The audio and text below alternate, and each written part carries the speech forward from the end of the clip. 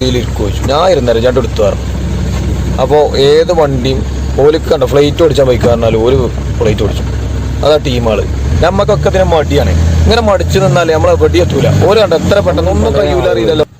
ഗൾഫിൽ നിന്ന് ഇങ്ങനെ നാട്ടിലേക്ക് പോരാൻ നിൽക്കുമ്പോൾ ഒരു ആദ്യമാണല്ലേ ഒരു ബേജാറ്. എന്താന്നല്ലേ പഠിച്ചോനെ നാട്ടിൽ പോയിട്ട് ഇപ്പം ഞാൻ എന്താ കാട്ടുക, എനിക്കെന്ത് പണി അറിയാം, എന്ത് തൊഴിലറിയാം.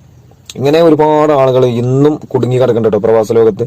കാരണം ഞാനൊരു പ്രവാസിയായിരുന്നു മനുഷ്യനാണ്. കാരണം നമുക്ക് ബുദ്ധിമുട്ടും പ്രയാസം ഉണ്ടായിട്ടൊന്നല്ല. ഒരുപാട് ആളുകൾ നമ്മുടെ അവരുടെ കാര്യങ്ങൾ ഷെയർ ചെയ്തൊരു അടിസ്ഥാനത്തിലായിട്ട് ഞങ്ങൾ മുമ്പിൽ ഈ വോയിസ് ആയിട്ട് വരുന്നത്. അപ്പൊ ചില ആള് മുതലാളിമാരെ കീഴിൽ പണിയെടുക്കുമ്പോൾ ചില ആളുകൾ ശമ്പളത്തിന്റെ കാര്യത്തിലാണെങ്കിലും ശമ്പളം കമ്മിയിൽ ശമ്പളം ഇപ്പൊ ഈ കഫ്തീരിയയിലൊക്കെ ദുബായിലൊക്കെ വർക്ക് ചെയ്യുന്ന ആൾക്കാർക്ക് സ്റ്റാർട്ടിങ്ങിൽ 1,100 1,200 അത് മാക്സിമം ഏറി പോയ 1,700 അഥവാ നാട്ടിലത്തെ ഒരു 30-35 ഏറിപ്പോയ 40 ഇതിന്റെ അപ്പുറത്തേക്ക് ചാടിച്ചൂല. എന്നാ പണിയാണെങ്കിലും പള്ളം നിറച്ചുണ്ടാവില്ലേ. അപ്പൊ അത്രക്കാരോട് എനിക്ക് പറയാലോ, നമ്മക്കും അവർക്കൊക്കെ സമ്പാദ്യം കൊടുത്തതും നമുക്ക് സമ്പാദ്യം ഇല്ലാത്തതും അവർക്കും നമുക്കൊക്കെ രിസ്ക് തരുന്നതും അല്ലേണ്. അപ്പൊ നിങ്ങളെ മനസ്സിൽ ആത്മാർത്ഥമായിട്ടൊരു പടച്ചോനിലെ ഒരു ദൈവവിശ്വാസം, അത് ഏത് മതാടിസ്ഥാനത്തിലാണെങ്കിലും ഏത് മതക്കാരാണെങ്കിലും അവനാണ് വിശ്വസിക്കുന്ന ദൈവത്തിൽ ആത്മാർത്ഥമായിട്ടാണ് വിശ്വസിച്ചാല് എല്ലാ കാര്യങ്ങളും ഉറപ്പാവുന്ന മാത്രമല്ല നമ്മൾ പരിശ്രമിക്കുമാണ്ടോ എനിക്ക് അള്ള തരും. എന്റെ ബുദ്ധിമുട്ടൊക്കെ അള്ള തീർക്കുമ്പോൾ മൂലക്കിലിരുന്നാൽ തരുന്നില്ല. കാരണം നമ്മൾ നയിക്കണം, അധ്വാനിക്കാൻ ആരോഗ്യം അള്ള തന്നിട്ടില്ലേ. അപ്പൊ അതാണ് അള്ള തന്നെ നമുക്കുള്ളൊരു സൗഭാഗ്യം. അത് വെച്ചിട്ട് നമ്മൾ ശ്രമിച്ചുകൊണ്ടിരിക്കണം. അപ്പൊ നമുക്ക് അതിലേക്കുള്ള വഴികളും അള്ള തുറന്നു തരും. അതുപോലെ തന്നെ ഏത് മതസ്ഥരാണെങ്കിലും അവരുടേതായ വിശ്വാസത്തിലുള്ള ദൈവം അത് തുറന്നു തരും, യാതൊരു സംശയമില്ല. അപ്പൊ എന്താ അറിയോ, ഒരാളെ കീഴും അടിമപ്പണി എടുത്തുകൊണ്ട് കാലാകാലം ആയുസ് തീർക്കരുത്. നമുക്കൊക്കെ ഒരു സ്കില്ലുണ്ട്, നമ്മളെന്താന്ന് നമ്മൾ തന്നെ തിരിച്ചറിയണം. നമുക്കൊക്കെ എന്തെല്ലാം കഴിവുകളുണ്ടെന്ന് തിരിച്ചറിയണം. അത് വളർത്താൻ ഒരാളും വന്ന് സപ്പോർട്ട് ചെയ്യലുണ്ടാവില്ല, നമ്മൾ തന്നെ ശ്രമിക്കണം. അപ്പൊ അത്രക്കാരം എന്താട്ടാ നാട്ടിലേക്ക് ഇനി അവിടെ കുടുങ്ങി വരികയാണെങ്കിൽ എന്ത് പണിക്കും ഡ്രസ്സ് മാറ്റി ഇറങ്ങാൻ തയ്യാറാണോ?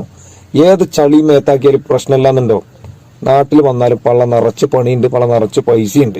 അപ്പൊ എന്താ അറിയോ, അവിടെ കിടന്നിങ്ങനെ ബേജാറാണ്ട് എന്ത് കണ്ട് എന്തും ചെയ്യാനുള്ള തയ്യാറ് വേണം. അതാണ് ഒരു മനുഷ്യന് ആദ്യം വേണ്ടത്.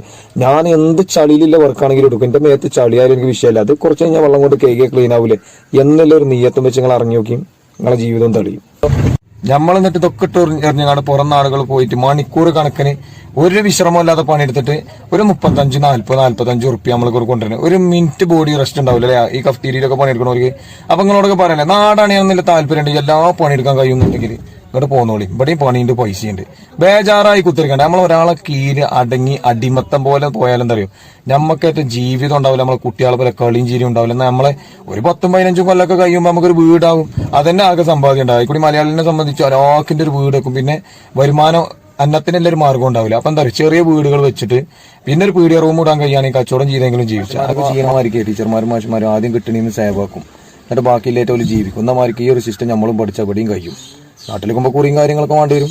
ഇനിയിപ്പോൾ ഈ പറയുന്നത് ഞാനും ഒരു പക്ഷേ